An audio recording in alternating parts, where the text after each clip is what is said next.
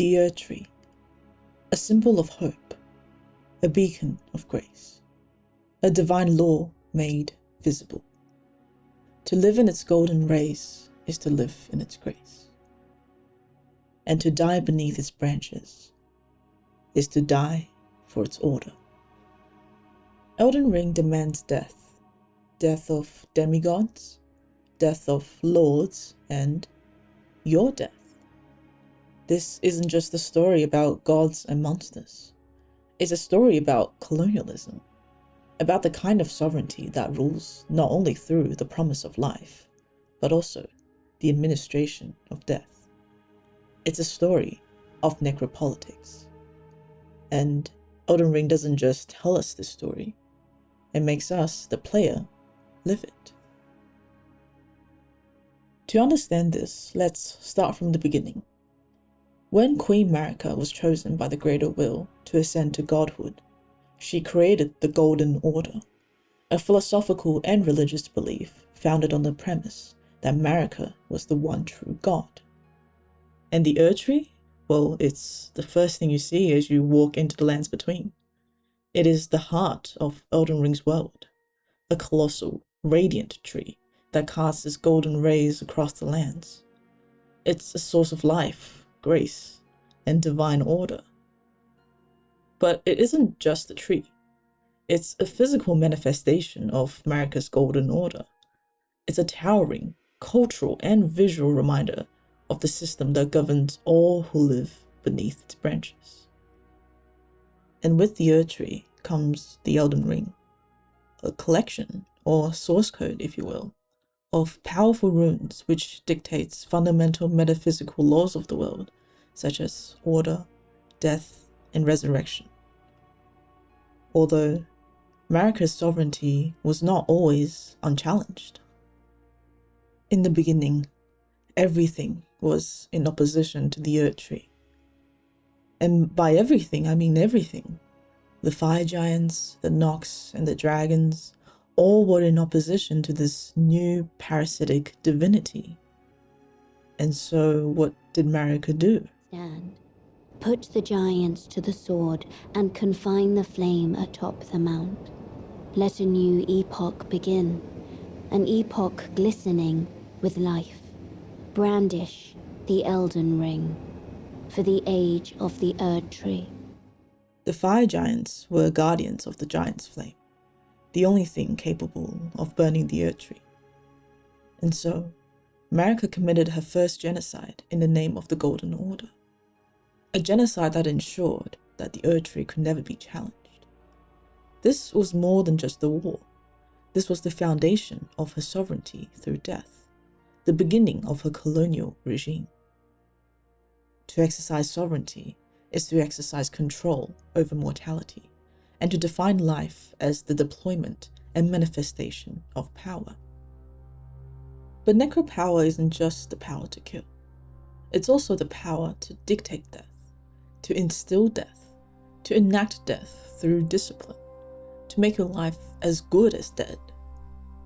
Marika then declared the crucibles, those who bear feathers, scales, and horns, characteristics that used to represent the primordial life before the Ur-tree, as curses, as omens who do not deserve the grace of the Ur-tree. And so, the misbegottens from birth are treated as slaves or worse. And omens are hunted and have their horns excised, which causes most of them to perish. Even Marika's own sons, Morgoth and Mohg, were banished underground, bound by shackles for eternity, kept unknown to everyone. Slave life, in many ways, is a form of death in life, because the slave's life is like a thing, possessed by another person. Slave existence appears as the perfect figure of a shadow. Marika's branding of the entire group as impure and undeserving of grace closely resembles the early justification of colonization, which branded native people as unnatural savages. She denied any common bond between the colonizer and the colonized. Colonies are therefore ruled in the state of exception, absolute lawlessness rooted in the rational denial of shared humanity. To her, they served nature, not reason, not order, not God, not her. So that when European men massacred them, they somehow were not aware that they had committed murder.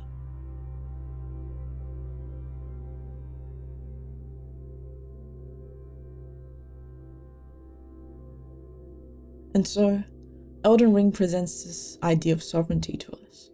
The idea that someone like Marika, someone with godhood, can rewrite any rules, including life and death.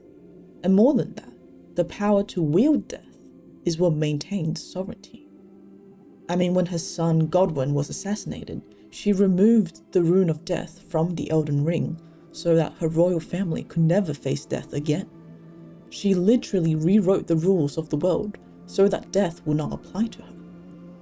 But, of course, Marika's tempering of the Elden Ring also meant that some people in the lands between can't really experience true death. You can see them wandering aimlessly in catacombs, hidden away, where they rise again and again, no matter how many times you slay them. Unless you use the holy power of the Golden Order, used by hunters of those who live in death. Any felled by this incantation cannot be revived. The role of the hunters is to stamp out defiled reason, all for the perfection of the Golden Order. The Golden Order has no mercy for those who trespass beyond life's bounds, even if those bounds are completely arbitrary. They will be exterminated. Do you know of those who live in death? The very notion of life in death defies the Golden Order. By Dee's account, these defiled fiends must be expunged. But truth be told, I seek the curse mark to save them. You may find this peculiar, but I discovered something in my examination of the Knight of the Black Knives. These souls have committed no offense. They have every right to life, only they happen to touch upon a flaw in the Order. So, Elden Ring is about necropolitics. Sure. But what if I told you that this goes beyond just the lore? What if I told you that through every step you traverse, every tension between each swing, every fallen enemy that you slay, Elden Ring reenacts necropolitics through you, the player, in real life? In this instance, my death goes hand in hand with the death of the other. Resistance and self-destruction are synonyms. Another interesting thing about Elden Ring's depiction of sovereignty and necropower is that the sovereignty always had someone to kill for them. Marika's first consort, Godfrey, was a ferocious warrior, and after he was banished, Marika then took in Radagon, a great champion who fought against religious rivals of the Erdtree, as a second consort. And what is your quest in this game as the Tarnished? Listen, the fingers speak. The greater will has long renounced the demigods. Tarnished, show no mercy. At their heads, take all they have left. Video games by nature possess an inherent paradox. We want to avoid failure, and video games makes us experience failure. Yet, we want to play games. Because of this, games usually make failures valuable, with the path of least resistance still rewarding. But Elden Ring radically challenges this. It centers failure. Death is not just a step back, but a core mechanism of the game. There are no clear instructions or difficulty adjustments, making the path of most resistance the only meaningful one. You must accept that frustration from constant death and failure as part of the experience in order to appreciate Elden Ring in its totality. And as such, Elden Ring is difficult. It requires skill, patience, grit, and maybe even an unreasonable level of stubbornness. But most people in the community would consider the difficulty as what makes it so memorable and enjoyable.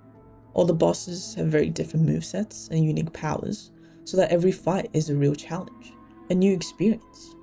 And the real joy of the game is when you finally beat a boss after hundreds of failed attempts. That rush of adrenaline, your heart pumping.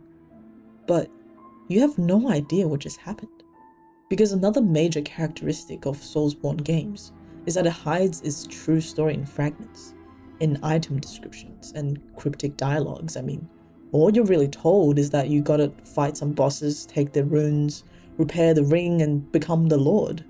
You have no idea who these enemies are, or what they stood for.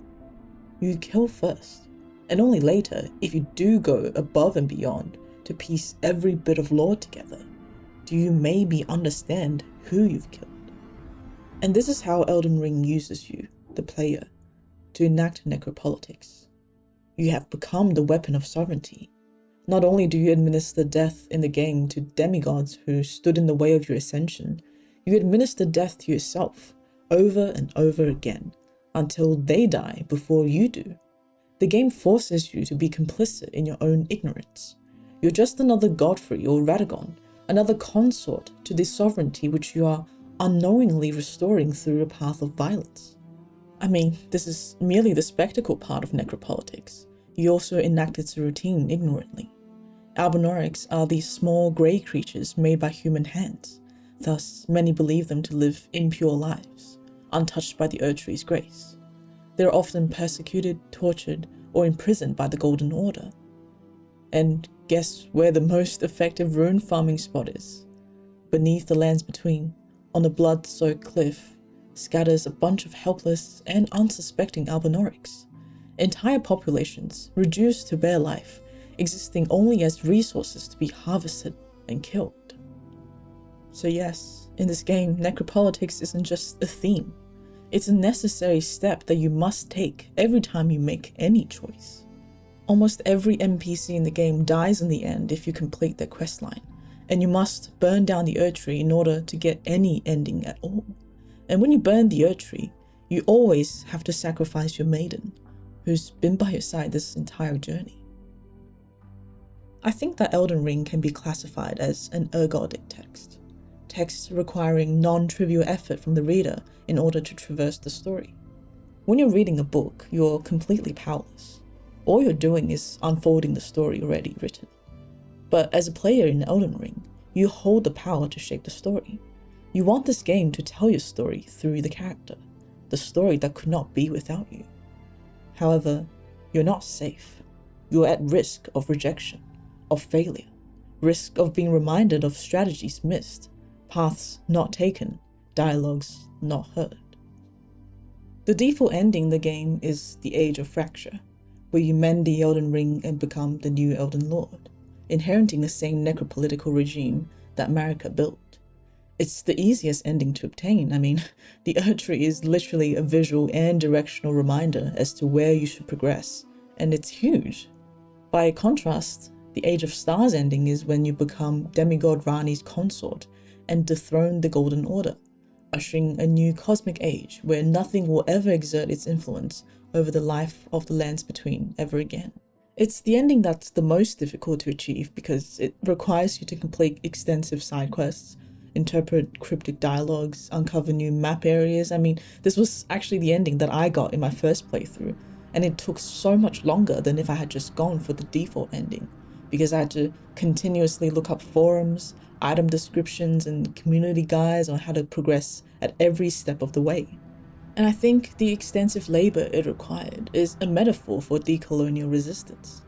To play a game is to step partially through the looking glass, to cooperate with other people about being uncooperative, to reject the dominant narrative of the Golden Order, uncover hidden histories, and receive help in interpreting legal texts that are obscure, inaccessible, and not chronologically expressed.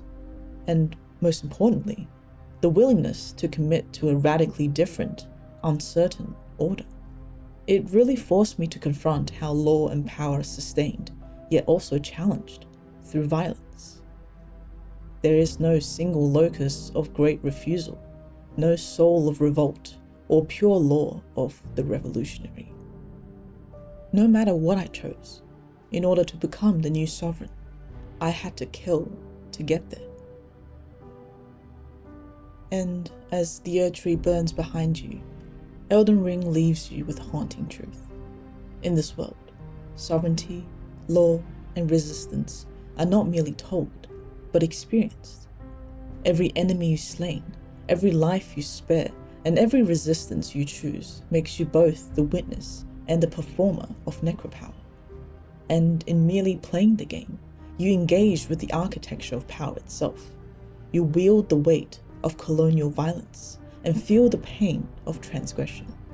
You die over and over and over again so that you can realize even games can teach us how law lives and how we live in the real world, in the choices we make, the rules we follow, and the systems we resist. What connects terror, death, and freedom is an ecstatic notion of temporality and politics. The future here can be authentically anticipated, but not in the present. The present itself is but a moment of vision of the freedom not yet.